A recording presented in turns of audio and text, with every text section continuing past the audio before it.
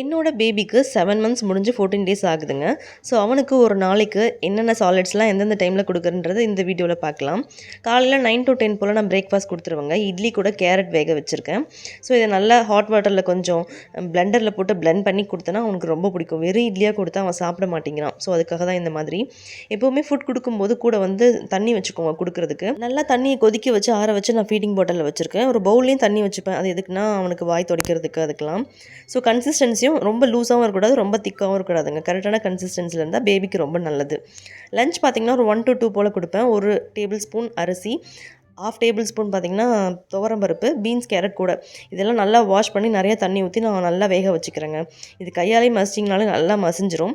இதில் பார்த்தோன்னா ஒரு 3 சொட்டு நல்லா காய்ச்சின நெய் விட்டு இதை வந்து அவனுக்கு லஞ்சு கொடுப்பேங்க. ரொம்ப ஃபோர்ஸ் ஃபீடிங் பண்ணக்கூடாது. ஸோ அவனே வந்து அதுக்கான சைன்ஸ் காட்டுவான், வாயை மூடிக்குவான், இல்லை தட்டி விடுவான். ஸோ அப்போலாம் ஸ்டாப் பண்ணிவிடுவேன்.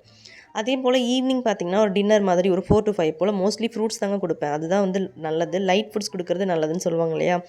ஆப்பிள் தான் நல்லா வாஷ் பண்ணி தோல்லாம் சீவிட்டு அதில் இருக்க சீட்ஸ்லாம் எடுத்து இந்த மாதிரி நான் அதை ஸ்டீம் பண்ணிக்கிறேங்க. உங்கள்கிட்ட ஸ்டீம் இருந்துச்சுன்னா நீங்கள் அதில் கூட ஸ்டீம் பண்ணிக்கலாம். என்கிட்ட இல்லைன்றதுனால நான் கடாயில் இட்லி பிளேட் வச்சு வேக வைக்கிறேன். இது கையால் மசிச்சிங்கனாலே நல்லா மசிஞ்சிரும்.